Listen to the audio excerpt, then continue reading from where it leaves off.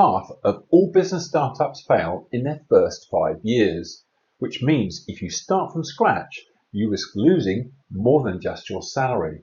So in this video, I'll show you how buying an established business helps you avoid the biggest mistakes people make when they start from scratch, and how that dramatically improves your odds of success. I learned this lesson the hard way. I was working in London as a chartered accountant at a large firm on good money, and I decided to walk away from it to start my own business. 2 partners called me into their office to try and talk me out of it and warn me about the high risk of starting a business. They even offered me a move into corporate finance with a promotion and a pay rise. But I was determined, as I wanted to be an entrepreneur. So I walked away, set up an office, bought the equipment and started a graphic design business. But it never really took off, as I could never seem to get enough customers. And looking back, it's obvious why. I wasn't seen as a graphic designer, I was a chartered accountant who liked painting. That's the risk of starting from zero. You lose your personal cash flow whilst you're trying to prove demand. After that failed, I started a software business, selling reserve fund software to property management companies. It made no money and I lost every pound I put into it. That failure stuck with me. So when I faced that same choice again, I knew there had to be a better way. Instead of creating another startup, I decided to buy a business which already had 27 employees with over 1.6 million in sales and making £120,000 in profit each year, which meant I was making money from day one. Here's the hard truth. When I started the software business, I didn't have a reliable income. I was propping myself up with self-employed consulting, assuming the business would replace that income over time. For nearly 2 years, it didn't, and I still had a mortgage to pay. And that leads me to the first huge mistake. Mistake number 1, income. If you give up your job to start a business from scratch, the income from your salary will stop immediately. And here's the hard truth. With a startup, you'll have no certainty over when your salary will be replaced, if ever. Whereas if you buy a profitable business with existing cash flow, your 9-to-5 salary is replaced immediately, which means your new business will pay you from day one. This leads to the next big mistake and an important question. Does your startup idea actually have a proven market? When I started the software business, I was the one making the dreaded cold calls. And the hardest part? None of those calls resulted in a single client signing up for the software, which meant no sales and zero cash flow from the business. I'd spent my hard-earned savings trying to prove a market that simply didn't exist in the UK for that software. And that's why this next mistake is such a killer. Mistake number 2, market. When you start from scratch, you're guessing whether there's even a market for your product or service in the first place. You'll have no certainty over how much demand there'll be for the product or services your startup sells.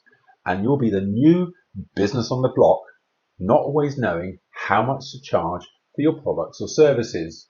But here's the contrast. When you buy a business, the market is already proven. But here's the big difference.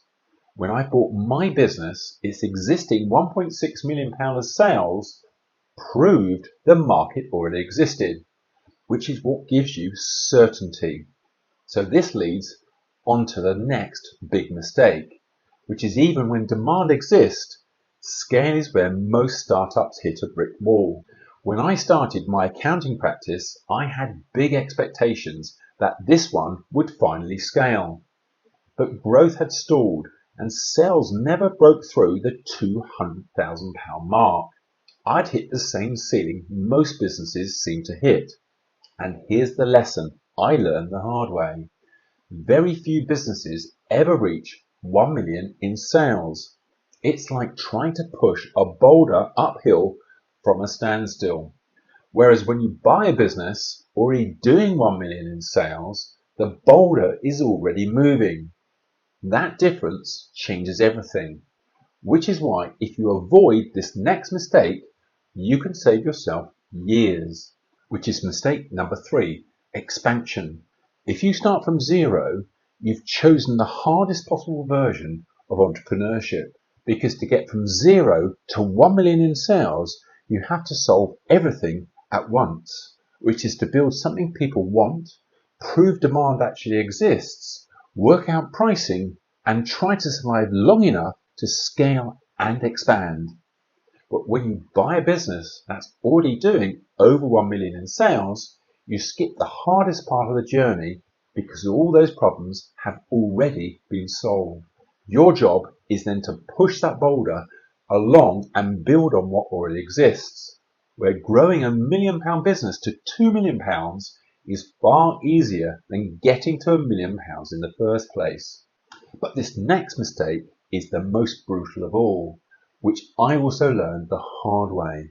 I believed starting from scratch was the right way to build a business. My first business failed because I simply couldn't find enough paying customers. And my second business failed because a market never even existed. This equals 2 attempts, 2 failures, and years of effort wasted trying to create demand from nothing. That's why this next mistake is one of the biggest.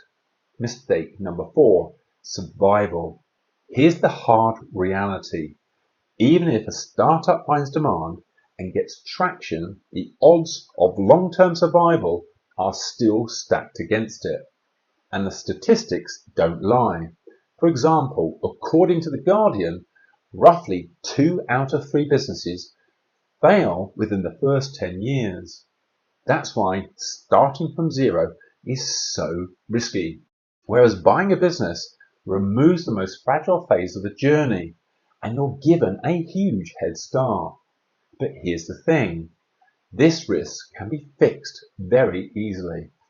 All we have to do is to buy a business that's already been trading for more than 10 years. When it comes to proving a business idea, time is your friend and longevity is your filter. With everything else being equal, it's far safer for you to buy an older business because it's already been through downturns and survived. So instead of betting on something unproven and hoping it will survive, buy a business that's already proved it can take hits and keep going. But there's another big mistake many people make when they go into entrepreneurship. I made it too, and it cost me more than just money.